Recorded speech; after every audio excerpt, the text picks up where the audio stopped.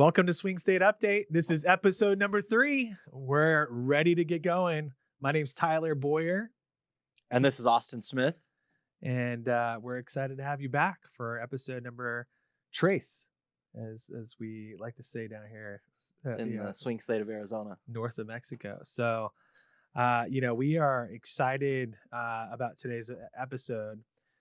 We've had a lot of really great feedback about, man, I'm so glad that you guys are doing this. This is really helpful to get the inside scoop of what's going on in all the swing states, but particularly Arizona, Wisconsin, Georgia. There's so many stories that are coming out of there. It's becoming the epicenter of a lot of, people becoming aware of what's happening in 2024. So we're just excited to be here. And thank you for listening and subscribing and downloading. It's already episode 3. We've done. You guys have been so great and so supportive of the podcast, and we really appreciate it.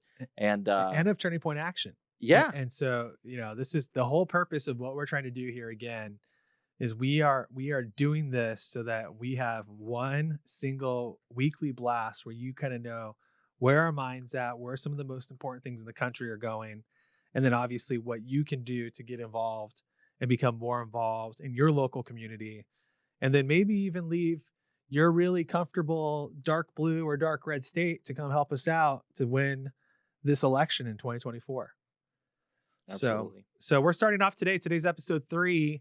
We have been talking a lot about Wisconsin, and so we're really excited. At the top of this hour, we're going to be talking with Brett G., who is our master in Wisconsin. He's the first vice chairman in Milwaukee County for the Milwaukee County GOP, one of the youngest and most incredible leaders. We're going to be talking about the Wisconsin elections administrator position and that story that's going on, the download, what's happening on the ground, some of the faces that are involved with that in the fight against Meagan Wolfe. We're going to be talking Wisconsin redistricting and a follow-up to the fight against Uncle Janet, who just got appointed. That's the nickname that we actually gave the former governor of Napolitano in Arizona. So I can't help myself but say Uncle Janet. But fight against Janet, who's on the Supreme Court in Wisconsin. And then we're going to be talking a little Lake versus Blake. A lot of questions are coming through. A lot of people are asking questions. What is this going to look like if Kari Lake gets in the race for U.S. Senate in Arizona? And then we're going to wrap up here talking about what's happening in Scottsdale, where they're trying to put a bunch of homeless people in hotels to take over our suburbs. So without further ado, I'm going to hand off to Austin Smith, and here we go. So many of you know that Turning Point Action has a vast and very aggressive expanded field program. But before we were at that, we were actually a very small field program back in the early days of Turning Point Action, 2019, 2020, when we ran Students for Trump, the national field program. And we knew Wisconsin was going to be a massive and most important state for us, as it always has been for presidential election cycles. So Tyler had me hire some new staffers as we launched Turning Point Action, our project Students for Trump. And the first guy we ever hired to be part of our national field program was Brett Jalicheski up in Wisconsin. He was one of our first people we brought on. And he's done such a tremendous job building our field program in the West and our community outreach and impact that we've had there. And Welcome, Brett now is overseeing our Midwest team, seeing over the states of Wisconsin and Iowa. So, Brett, welcome to Swing State Update. First guest. Brett, we're happy to have you. Hey, thank you guys. Really appreciate the kind words, Austin. It's been a privilege to be part of this organization since almost the beginning. What a ride it's been, huh, guys? Oh, man. And Brett, you don't get enough credit for the work that you've done. People do not realize that Brett is a part of a revolution that's happening in Wisconsin. In Wisconsin, in the Midwest in general, they talk about Midwest nice. And you've heard of Minnesota nice, and Wisconsin has Wisconsin nice. And there's not a lot of nice in politics. Sometimes when it comes to, turning things over and doing things in a better way. And Brett, who has helped build our team for Turning Point Action in Wisconsin, has been aggressively involved, is now in leadership at the Milwaukee GOP, which is, obviously the largest county in Wisconsin. And so we're just so proud of the work that you're doing to make Wisconsin a more activist-oriented Republican Party. So good work there, Brett. Thanks, Tyler. It's been really great to be part of this landscape change that's taking place in Wisconsin, and especially among Republican leadership right now. Brandon Malley, as you guys have talked about before on this podcast, is the Dane County GOP chair. He's 23 years old. I'm 26. I'm the vice chair of the Milwaukee GOP. Our chairman, Hilario De Leon, is 22. So we're seeing in real time that pivot to the next generation of conservative leadership in a major swing state. So it's been great to be part of it. Well, let's get right into it on this first topic, Brett. Can you give us kind of the rundown, your viewpoint of what's going on here with the Wisconsin State Senate and the appointment of Meagan Wolfe? Can you give us kind of a heads up of what's going on there and what we need to know as activists? Yeah. So today was a huge win for election integrity here in Wisconsin. So Meagan Wolfe has been Wisconsin's top election official since she was appointed in 2018. So pre-COVID, everything that we knew about the 2020 election. She has overseen, or she's been the head of the Wisconsin Elections Commission, including and especially during COVID, during the 2020 election. So Wisconsin's Elections Commission, otherwise known as WEC, has been under a lot of scrutiny over the last couple of years. So under Meagan Wolfe's watch as election administrator, drop boxes were utilized in 2020 without going through the proper channels of a Republican-controlled legislature. Absentee ballots were sent to nursing homes with really no check or balance in place to know if these ballots were collected ethically. And more importantly, just last week, Meagan Wolfe oversaw the creation of an emergency rule to keep certain candidates off the ballot next year due to things like character reasons, which we all know what that means. So along party lines, she was not reappointed today at the state capitol, which is a huge win, huge step in the right direction on the election integrity front. A lawsuit was filed just like clockwork, almost right away, by Meagan Wolfe against the Wisconsin State Senate. So we'll see where it goes from here. But for now, major victory for the conservative movement. So Brett, you said that she was voted down. So the Senate obviously had to continue to confirm her or deny her. What was the attitude, the atmosphere on the ground? Was there a lot of grassroots pushback, or was this very natural for the Republican Senate in Wisconsin? It came naturally. In fact, I was watching it on my laptop, and actually a couple of our Turning Point Action field reps were there today in the Senate chambers. And you're told right before you go in there, if you're observing that, no noises coming from the Senate chambers, the audience is not supposed to react. And as soon as it was made official that Meagan Wolfe will not be returning as elections administrator, the whole crowd broke out in applause. They immediately put down the hammer, and even in the hallway afterwards. And this is the crazy part. If you want to talk about, just how serious this situation is to the left, a Democrat state senator, Tim Carpenter, here from the Milwaukee area, came out and started verbally attacking grassroots conservative activists that were standing out in the hall cheering, broke out into an argument right there and then. You cannot make this up. Wow. Unhinged. But there were some Democrats that crossed over that voted against her too, right? Yeah, so it was 22-11. So how many Democrats voted against her? That is along party lines. That's 33. Yep. Okay, so it was strictly party lines then. Yep. Wow, that's pretty huge. So what happens next, Brett? Does the governor appoint somebody to this position? Does the legislature? What's the next process for the next elections director? Well, before we get into that, wasn't there a video that we had the clip that we wanted to pull for Meagan Wolfe to give some context? We do have a video from her in 2022. Should we pull that real quick just so that the audience gets a good sampling of who we're dealing with here? Let's pull that up real quick. My position is nonpartisan, as is all of the staff at the Wisconsin Elections Commission. What does that actually mean? To me, it means that I don't give any deference to political pressure. So people trying to sway us to implement elections in a way that might be beneficial to one party or one candidate or the other. She was a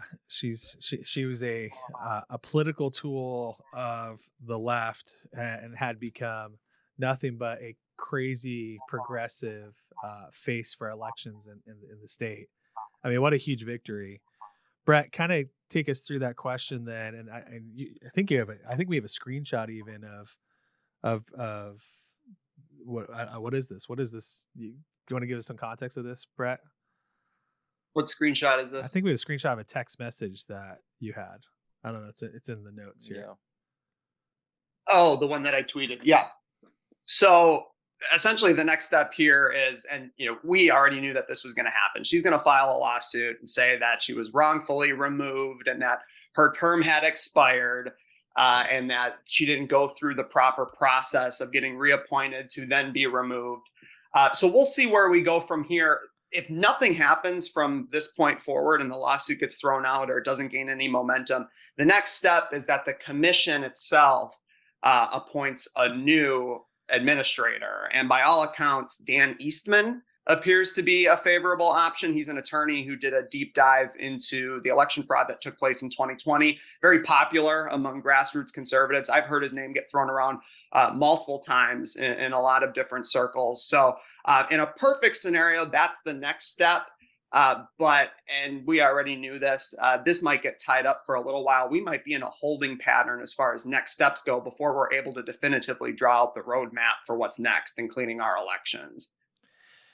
So I don't know. I don't have this. I can't see on the screen here. What's the screenshot that we've got? Austin, have you seen the screenshot? Or does this give any more context to what happened today here? Oh, that's just from the vote, right? Oh, it's been heroic. Yeah, the Senate committee. God bless the. I mean, this is a great first sign. We were talking about this last week. This is a great first sign about the legislature in Wisconsin, the Republicans flexing their muscle, standing up to the progressives. Now the name of the game here is that Meagan Wolfe's out. Who can we get in? Who can we make sure? And my understanding, Brett, I mean, how do they go through that appointment process to put in a new person? So in 2018, when Meagan Wolfe was going through her process of becoming appointed, she went through the state legislature.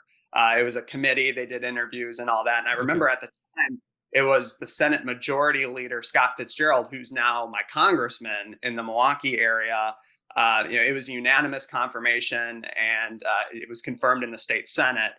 I remember, said something along the lines of, she's the perfect fit. She can restore stability, which is laughable, now that we look back on that. So, the next steps will be that there'll be an interview process. The committee will officially appoint, and then it'll be voted on again in the state Senate. We have 33 in the Wisconsin State Senate.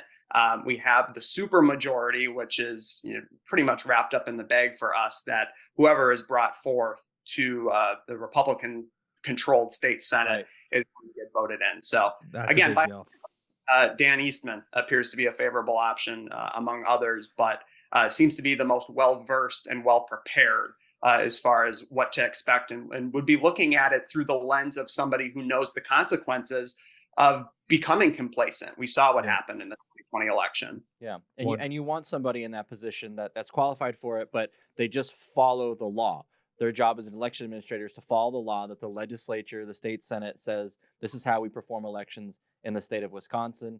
You have the courts are the ones that call the balls and strikes. You don't want your election administrator being the one that's throwing people off the ballot, et cetera, because now we're in this situation. So hat tip to the grassroots in the state of Wisconsin who really spearheaded this and pushed it across the finish line, making sure their state senators got rid of this activist, Meagan Wolfe, from overseeing elections.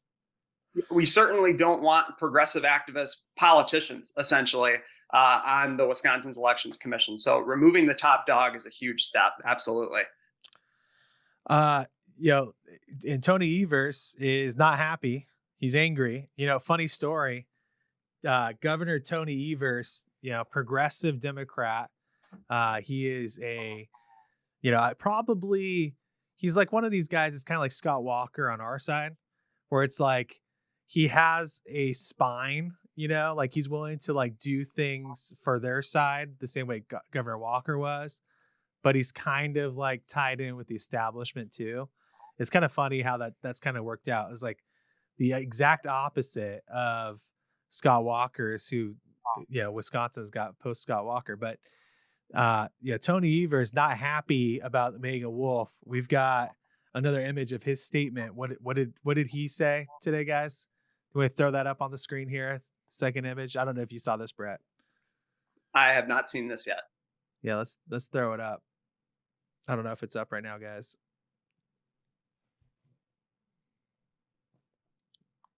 Cool, and I can't see it. What does it say? Yeah, I can't either. Okay. I can't see anything on my end. I'm just ladies, can you just read it off to me here so we can talk about it?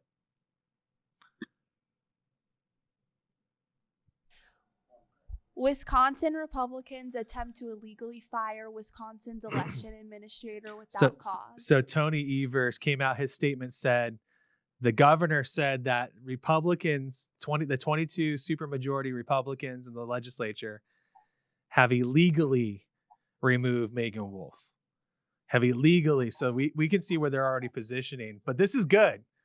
Why is this good? In the greater context of why this is good is that, remember what we were talking about last week, and we're going to get into it in just a second.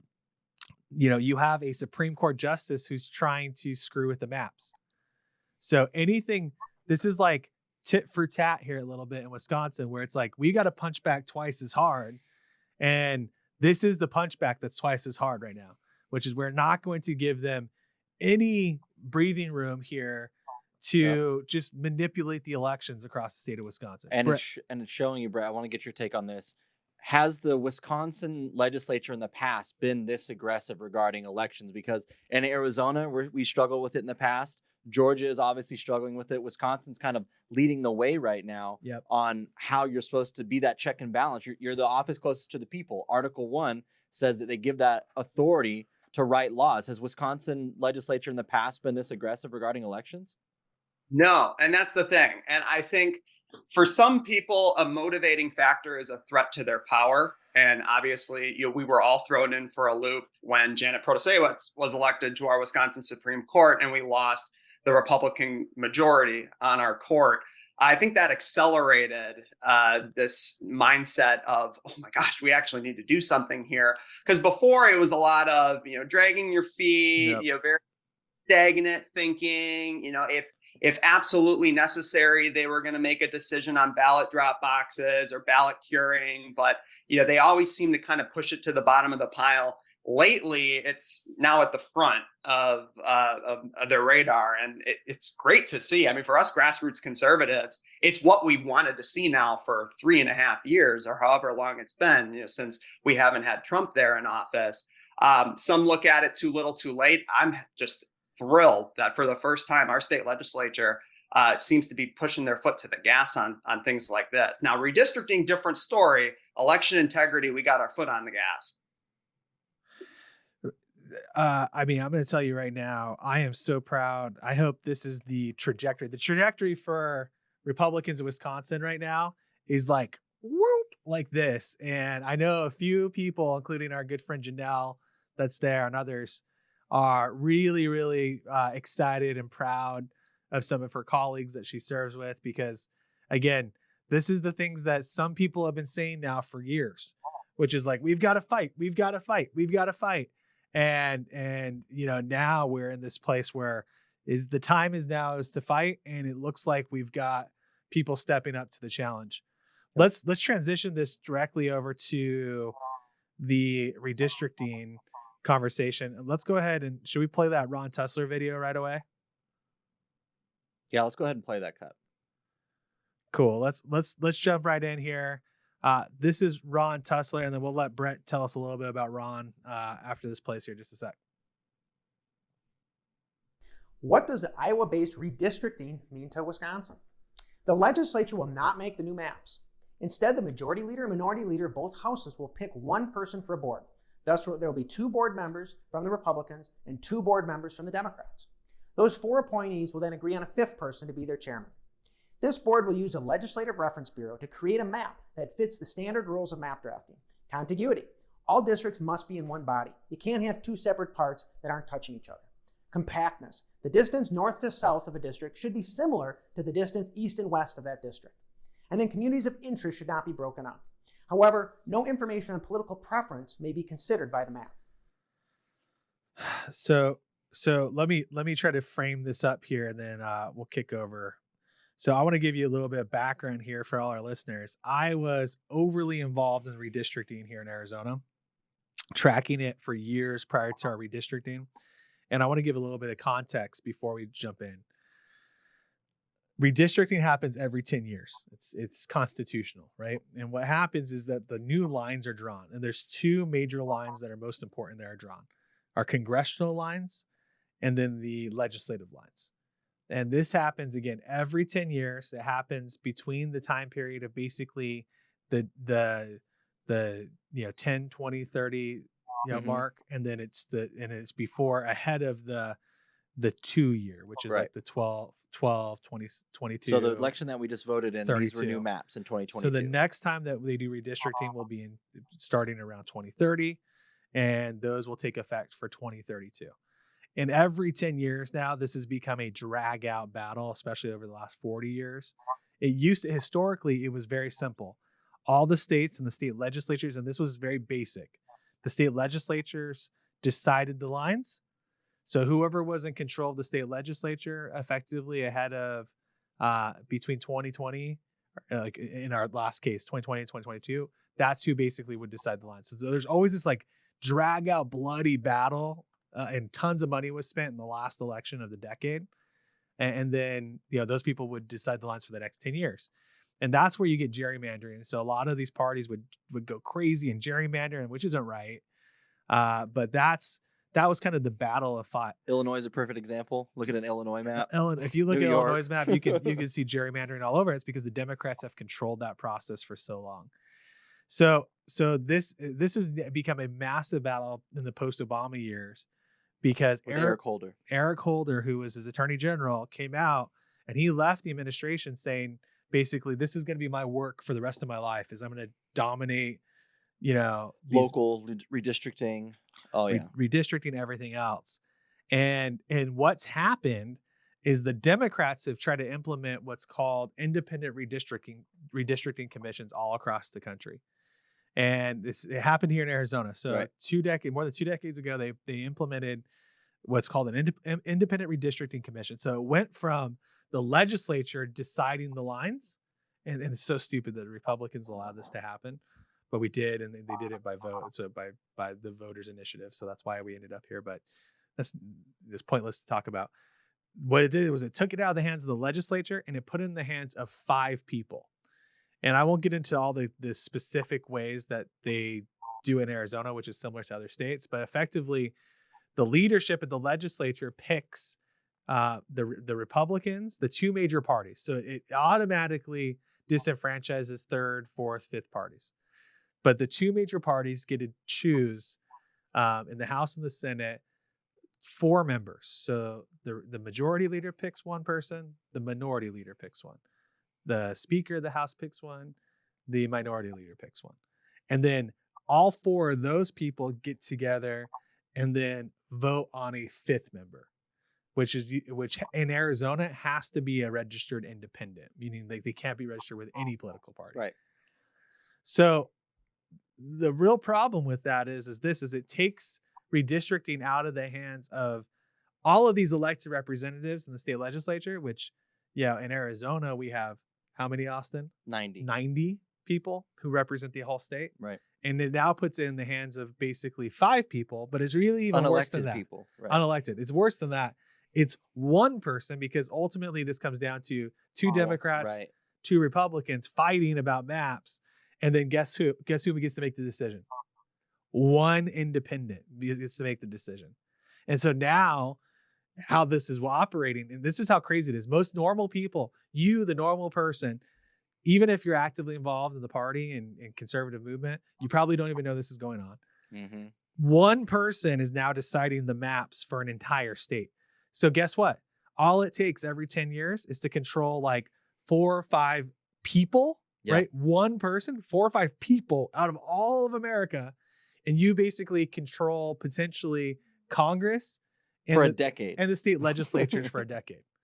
And It's a lot of power for one person. And so that was a big frame up.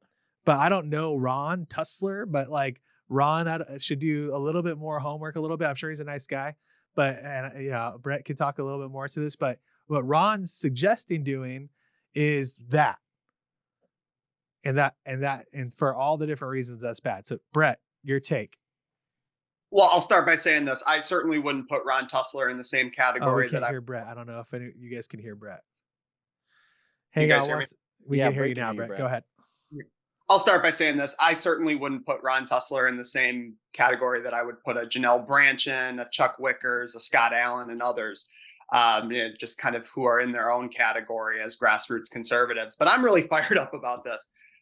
We're playing with fire on a concept like this. One thing we've learned over the last few years is that the problem with compromising with the left in Wisconsin specifically, everywhere, but in Wisconsin specifically, was that the left has gotten more and more radically left as the years have gone on. So compromising with the left has gotten further and further to the left. So Democrats have been saying for years that they want the Iowa model for redistricting. Tony Evers has said it. Democratic members of the state assembly and state senate have said it. Time out, Brett. So the Iowa model is this model, is what I just described, which is the leadership picking 4 people and then an independent 5th person. Is that right? Yes. Yep. So we have enough of a sample size at this point to know that establishing some kind of committee like this might backfire. Case in point, the Wisconsin's Elections Commission. To bring this full circle, WEC is the closest mechanism that we have that would mirror this. And we've seen Republican appointed members of that commission turn into turncoats. I mean, it's a very dangerous game that we're playing. I'll give you an example, Tyler and Austin. I mentioned earlier that last week, WEC voted to create an emergency rule, leaving certain candidates off the ballot. Well, it was 5-1 on that vote. And that commission is supposed to have 3 Democrats and 3 Republicans. So 2 of our people voted in favor of ballot access challenges over things like character flaws, which we knew who exactly that was targeted at. One commissioner on that committee, Bob Spindell, who's heavily involved in the Milwaukee GOP with us, so shout out to Bob there, stood his ground. He's a Republican commissioner on the Wisconsin Elections Commission. So let's just say this goes through. I know that they're voting on it today and haven't yet. We essentially will have WEC in the state legislature now. Very dangerous game. So, Brett, before we've got a little bit of time left with you. So what do the grassroots need to know and be informed with in Wisconsin going into this redistricting conversation? Because we did it here in Arizona a couple years ago, and we had to mobilize people in a very short amount of time because there were certain processes when it came to accepting these maps and being voted on. So what do the grassroots need to be prepared with right now to let their legislators know their opinion on redistricting? Yeah, I think the grassroots needs to know that the story within the story here is that the state legislature, which is Republican controlled, can veto the maps drawn by this committee no more than 3 times. After the 3rd time, map drawing gets thrown over to the state legislature anyway. So if that's the ultimate end game here anyway, then why would we even risk what could happen by establishing a committee like this? It's like watching your buddy, try jumping a creek, fall in, get soaked. You see the bridge right in front of you, but instead, after watching your buddy fall in, you try to jump it too. So why are we even playing this game? We have the power. Let's just use it when it comes to redistricting here. Yeah, we should give no quarter. No quarter whatsoever. There's too much going on regarding elections in these states. Like you can't take a chance on any of this stuff. And so that's why the legislature's got to be extremely proactive when it comes to election integrity. And we've struggled with it in Arizona. They've struggled with it in Georgia. And so Wisconsin has got the opportunity right now to lead the way going into the most important presidential election in, 50, 60 years. So hat tip to the Wisconsin Senate. They got to keep the grassroots got to keep it up, keep the pressure on. Let's go to the clip of Bob and Robin. We got the clip of Robin Vos, Speaker of the House, talking about how this is how the Democrats are looking at the concept here. Got Bob and Robin Vos. If we go with the statistics, as of March 2023, 57 of the 72 counties have passed a resolution saying that they wanted nonpartisan redistricting. It's a bipartisan issue. 87% of Wisconsin voters wanted an independent process to do it. So I can't imagine that with what I have heard from my Democratic colleagues over the course of the past 20 years, frankly, that this would not be hopefully a darn close to unanimous vote when it comes up on Thursday. Yeah, and so Robin Vos again is the Speaker of the House. I won't put Brett on the hot seat for talking a little bit about Robin, but Robin is I don't think you can spell Robin without rhino. So is that I mean, I can say it. I don't serve in the legislature with him, so yeah, I would say you can't spell Robin without rhino. without R-I-N-O, Yeah. right? So he is, doing exactly the opposite of what Brett G is suggesting here. Who Brett, by the way, Brett should be our Speaker of the House. I think we would be in a lot better shape. Which is the opposite of what Brett's saying, which is he's saying like, oh, well, this is great. Everybody's gonna have guys. If it's like a near darn unanimous vote, the Democrats, It's not then good. it's not a good idea. It's not a good thing. It's not a good idea. We want what happened today with Meagan to happen, where it's a party line vote every time with a supermajority. Brett. Yeah, and I know what they're trying to do. They're also trying to go back and say to the Democrats now that, oh, look, well, you were speaking about the Iowa model before. Now, all of a sudden, why don't you want it? Look, we don't have time to play those games. Quite frankly, there's too much at stake for us to even risk it, knowing the consequences of what could happen. It's just a stupid game that's being played right now. Let's just keep our foot on the gas, just like what we saw today in the state Senate. Why would we even bother with something like this? You're absolutely right, Brett. And so you're always right, Brett. You're right. A Wisconsin all the expert, time. man. We appreciate you, everything you do for Turning Point Action and the entire movement, especially in the Midwest. You're a gentleman and a scholar, and we can't wait to have you back on soon to talk more Wisconsin. Thanks, Austin. Thanks, Tyler. I appreciate you both. Keep up the great work, Brett. Brett Galichewski, he is our regional manager that's overseeing our wonderful team. We have one of the largest built field operations in the state of Wisconsin of anything that's ever been placed. We will be hiring significant bodies for ballot chasing, which I'm so excited about doing. You can go to tpaction.com/chase. That's tpaction.com/chase.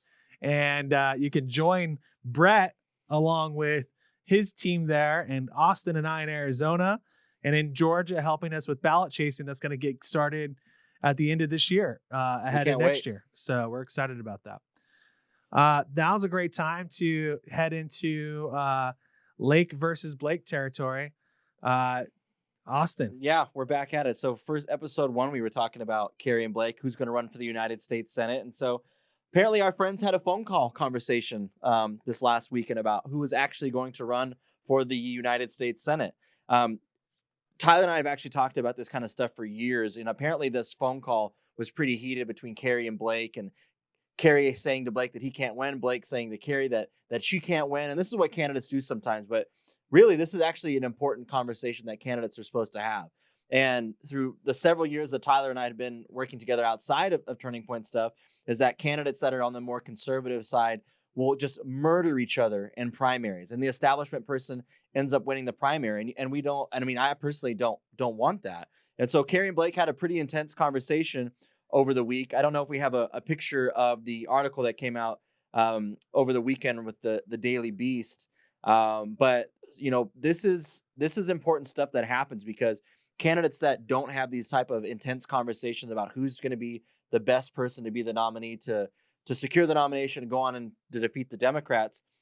And so, the phone call I don't think was pretty much all advice. I think they both said their piece about who was going to be the best candidate to win against Ruben Gallego and probably Kirsten Sinema if she runs as an independent.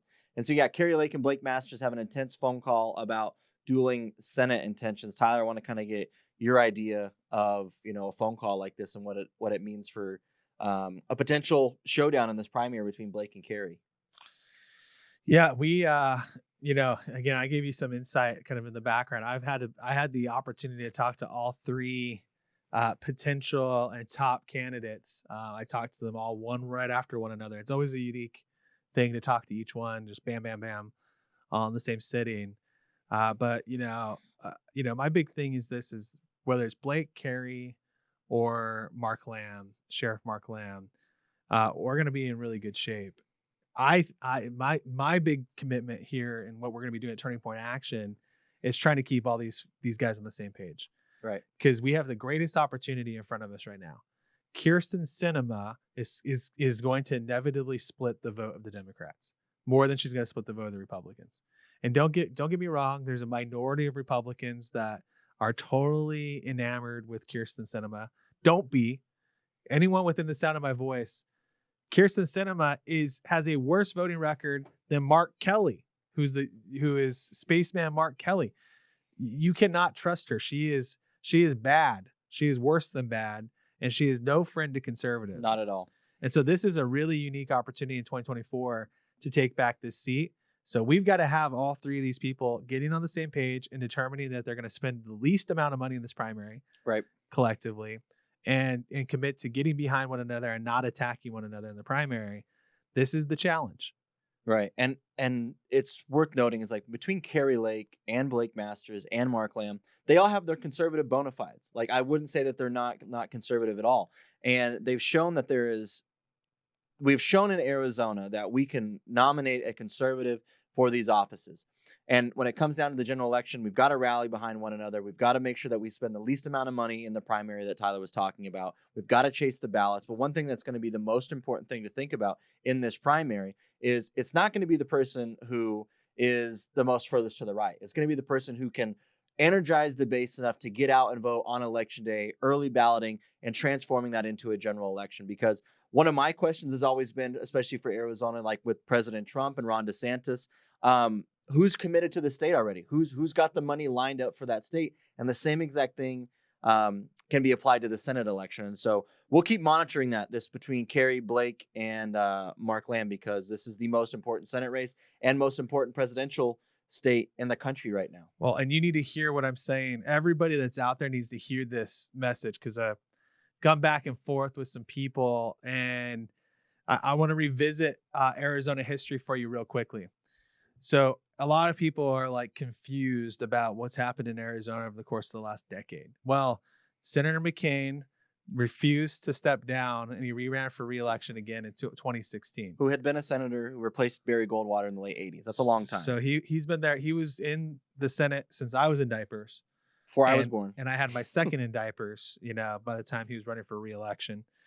And he refused to step down.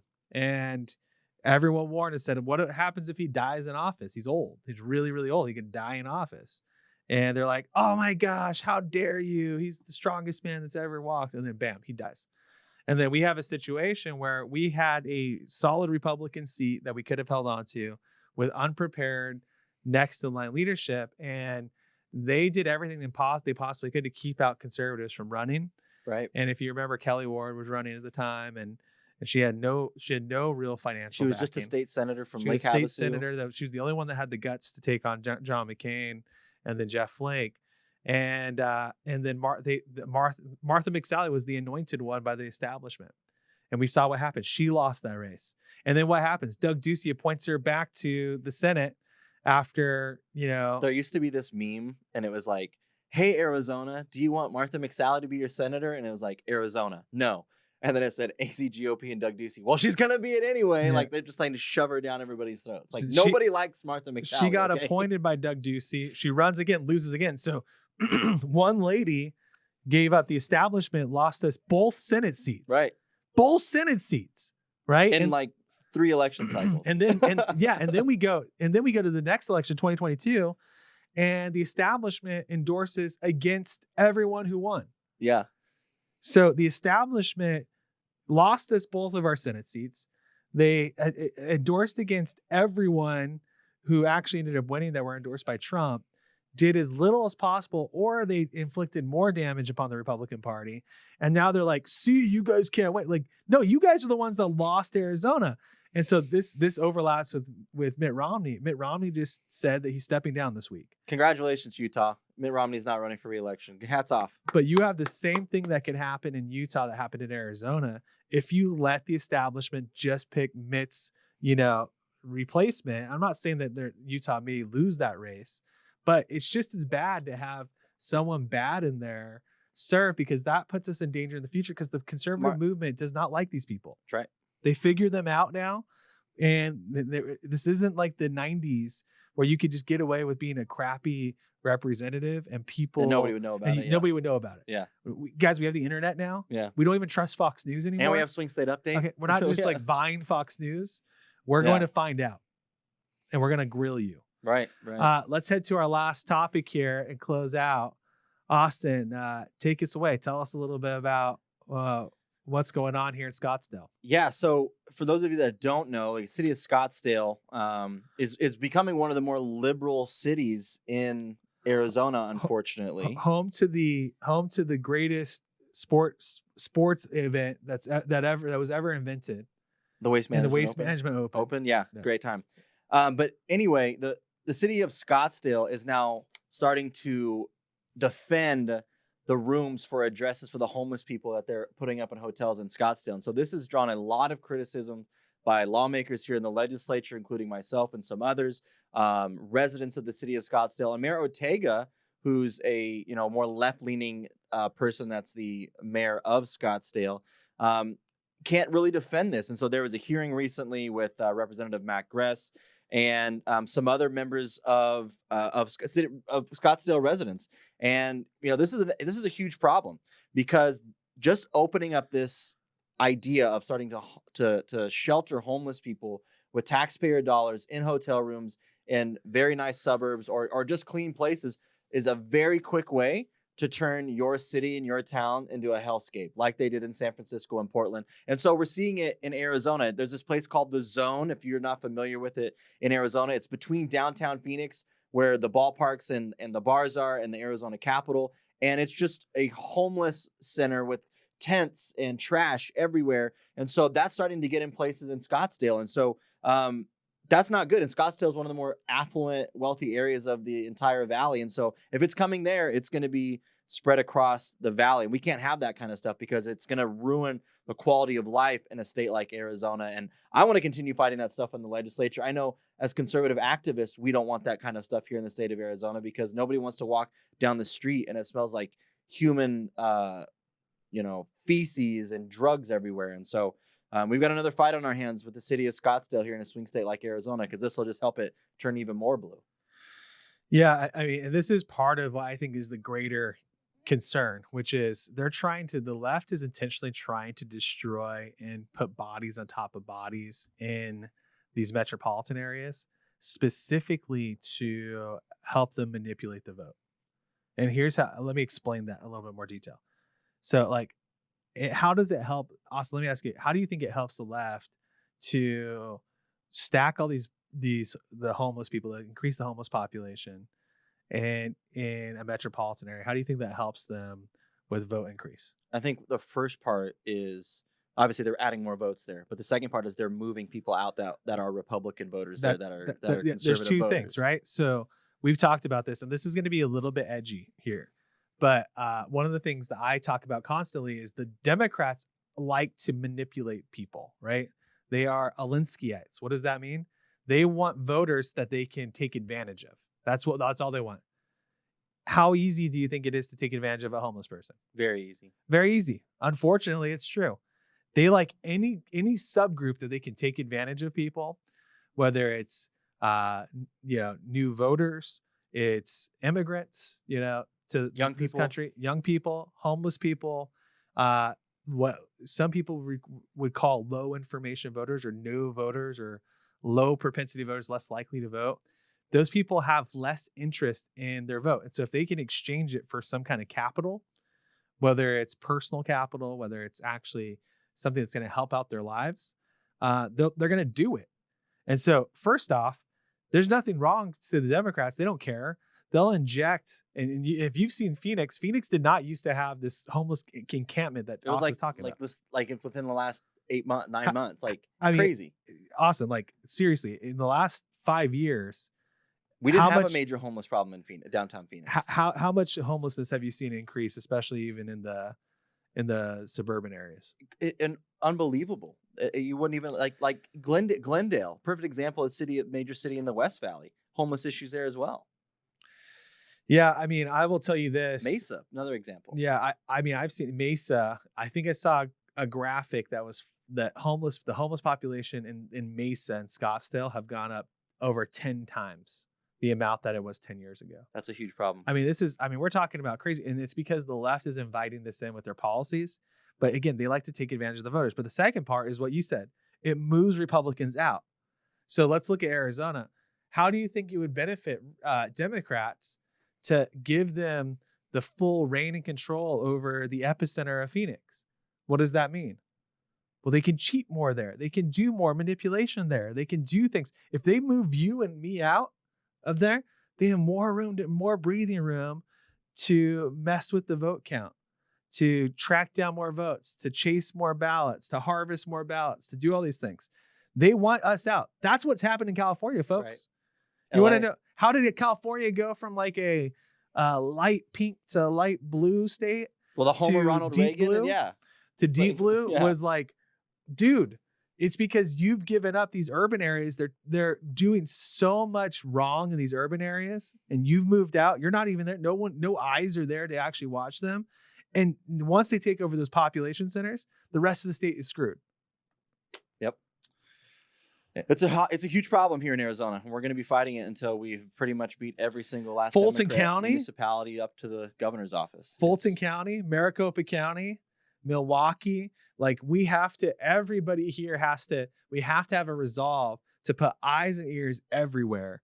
And if that's even more so if we have Republicans, that's why the work that Brett's doing in Milwaukee, that's why the work that's happening in Fulton County right now with our team and with the GOP there, you have to put eyes and ears in the most devastating areas so that we can't let them manipulate people and take their vote. We can't let them manipulate the voting process, and we can't let them steal these elections using these major metropolitan areas.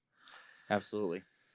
Well, thank you guys tuning in for episode 3 of Swing State Update. As always, you've got to make a plan to vote, becoming a precinct leader. Go to tpaction.com/PC. Attend our events. Learn to chase the vote. Go to tpaction.com/chase. Be involved with us because you've got to be involved. If you're gonna lead your precinct, you'll lead the country. Isn't that right, Tyler? And what we need you to do right now is if you're asking yourself, how can I get involved? How can I help? I'm in a deep red or a deep blue state, or I'm somewhere else in one of these non-target states. We could still use your help. And we're working with a network of, today I met with many coalition members that are part of our alliance that are going to be doing ballot chasing this next year, focusing on getting out the vote.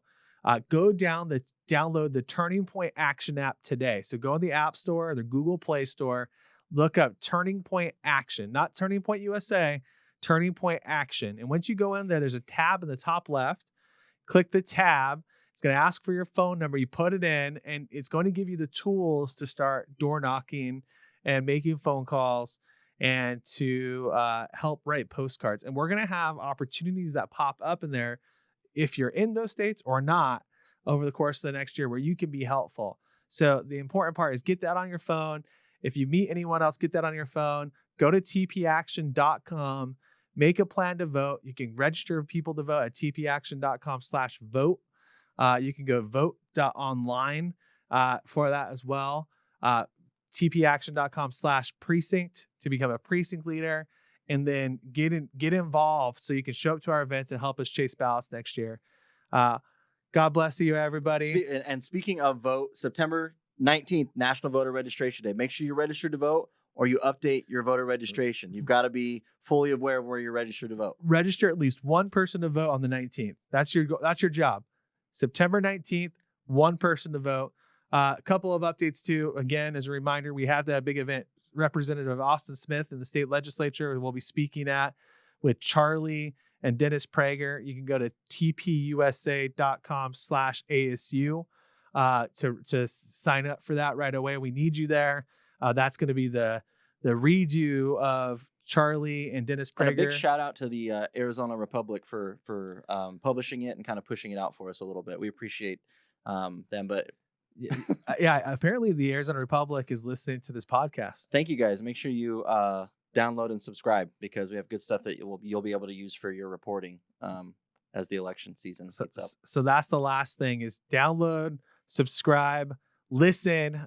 Please listen. Please share. Let other people know. Post about this. You can post about Swing State Update, hashtag Swing State. We would love to engage you. We're going to be having, not next week, but the week after, it sounds like we're going to be doing an open Twitter space with listeners and with followers of Turning Point Action, talking about the content of our show. That's in 2 weeks. So it's not this Friday, meaning I think it's the 22nd, but I believe, Sadie, if I'm wrong, I think we're going to be targeting that for the 29th. Is that right? So the 29th, mark your calendars. We're going to be doing a Twitter space sometime midday. We'll talk about that next week here on Swing State Update. Guys, have a wonderful week. Remember, we need your help out there. God bless America. God bless our swing states. Bye, guys.